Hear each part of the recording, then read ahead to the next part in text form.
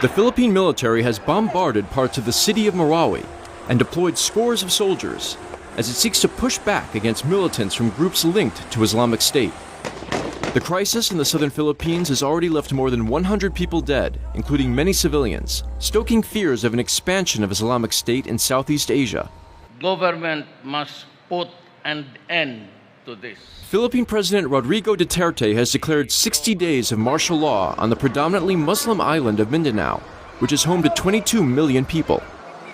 The country's military is confronting Maute, an extremist group that has pledged allegiance to Islamic State.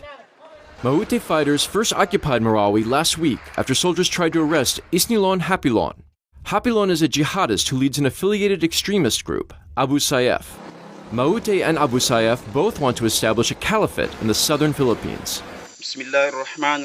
Abu Sayyaf had been allied with Al-Qaeda since the mid-1990s before declaring its allegiance to Islamic State in 2014.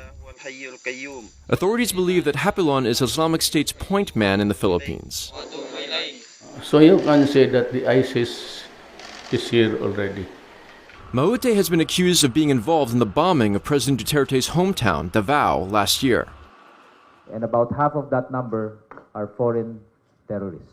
Government officials said last week that foreign Islamist fighters have joined Maute, raising fears that Mindanao could become a regional stronghold of Islamic State. Mindanao has long been a hotbed of local insurgencies and separatist movements. Now, despite Duterte's heavy-handed approach, concerns persist over the army's ability to keep the situation in the southern region under control. You are going to fight.